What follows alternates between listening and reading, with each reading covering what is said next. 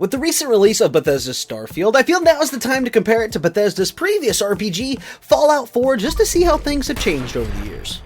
So in this video, guys, I'm going to be showing a lot of direct comparisons, really comparing the attention to detail between these two games, just to show you how much has changed over the years from Fallout 4's release to Bethesda's newest RPG, Starfield. Guys, I hope you guys enjoy the video, and if you're new to my channel, welcome to Live from My Basement, where I make new videos like this every single week, and if you find yourself liking the video, maybe consider liking it, and if you really enjoy the video, maybe consider subscribing. But guys, let's dive into the comparison. Beginning with Fallout 4, one of the things that's missing from Fallout 4 that was actually in Fallout 3 is whenever you unequip a weapon, it doesn't go onto your back or into some kind of holster, it just disappears from your hands. Whereas in Starfield, whenever you unequip a weapon and you're wearing a spacesuit, you can actually see the weapon on your back, which is a small detail that I do appreciate.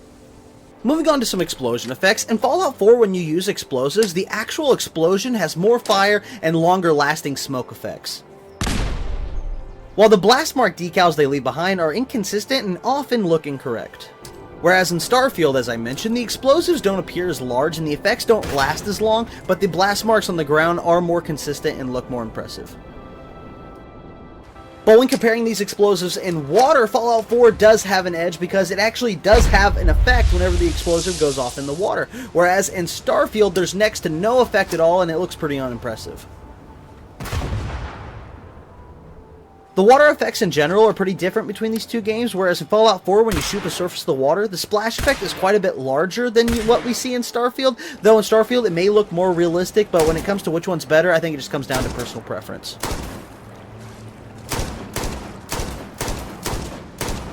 Now moving on to some of the weapon and blood decal effects between the two games, in Fallout 4 the combat is a bit more brutal, with the blood decals being a lot more bright and vibrant, not to mention there's full dismemberment in the game.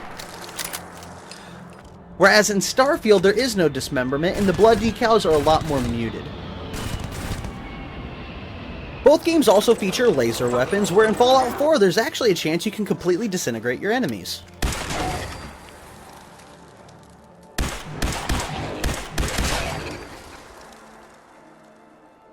This stylistic feature isn't in Starfield, but when you do use the laser weapons in Starfield, they leave behind white burn marks of the enemies, which is pretty cool.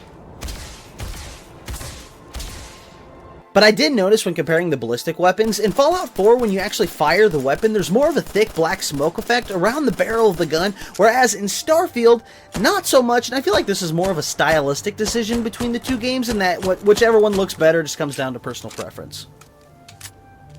Moving on now to some of the melee effects, in Fallout 4 whenever you use a melee weapon in first person, you can actually see blood decals on the weapon when you're using it. This also applies to when NPCs use melee weapons against you.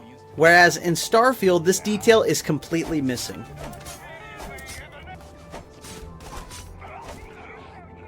I also find it interesting between the two games that whenever you aim a gun directly at a civilian, they don't react or panic at all. But I did notice in Starfield that you can shoot your guns right next to guards and civilians and they just don't care, but in Fallout 4, the guards will occasionally comment on you shooting your gun near them. Park the car in the yard? How about I hammer you in the heart with a haymaker?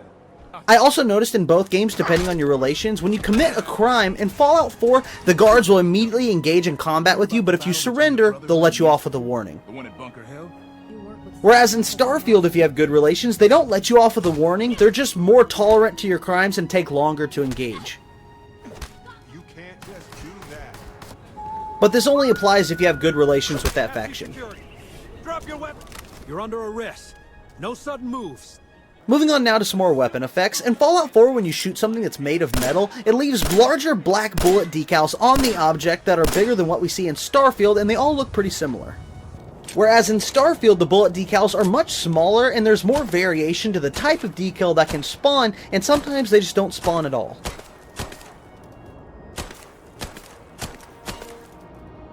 Both games are also different in how they handle shooting glass as well, whereas in Fallout 4 when you shoot glass, it leaves a broken glass decal on the window. Whereas in Starfield, there's next to no effect at all. Some of the glass does fall down onto the ground, but it leaves no effect on the glass itself. Both Bethesda games also feature an over-encumbrance system, whereas in Fallout 4 when you become over-encumbered, you cannot fast travel obviously, but are limited to a walking speed. Whereas in Starfield, you are not limited to a walking speed. You can run and actually sprint, but as you sprint in Starfield, as you're over encumbered, your oxygen levels will begin to drop and it can actually start to kill you. And I just want to mention, because I find it interesting, in Fallout 4, when you're walking in third person, you can look down and see your shadow. But when you switch to first person, your shadow disappears. I thought this was strange back in 2015, but now, 8 years later with Starfield, the same thing has returned again. When walking in third person in Starfield, you can look down and see your shadow, but when you switch to first person, it disappears. This is kind of strange to me. I thought this was going to be one of the small details that was fixed over the course of the last 8 years since Fallout 4 released, but nope, it's still here as well. Well, guys, this has been my direct comparison of Starfield versus Fallout 4, and it's crazy to me that Fallout 4 is almost 8 years old. And on that note, it's a little strange to me that, you know, with Starfield being, you know, 23, 25 years in the making, whatever Bethesda's been saying, that there wasn't more of a technological leap with Starfield versus Fallout 4, an almost 8-year-old game. And I always say with these direct comparison videos, I'm not trying to say that one of these games is way worse or better than the other. I personally enjoy both of these games, but I did expect to see more of a technological leap with Starfield versus what we see here in Fallout 4. And there's some things that Fallout 4 does better than Starfield, and I don't think there's some things like, say, like the bloody weapons in first person is maybe more of a stylistic choice. They didn't want that in Starfield, whereas they wanted that in Fallout. Maybe that's the case, but certain things like the water effects, you know, that look so much better in Fallout and not in Starfield, which I don't really think that's a stylistic choice.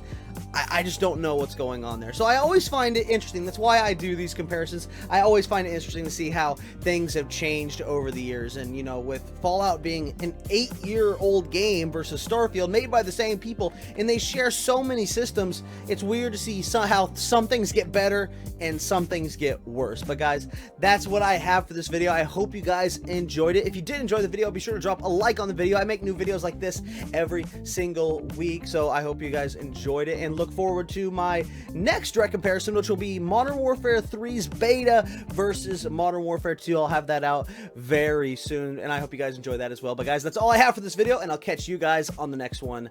See ya.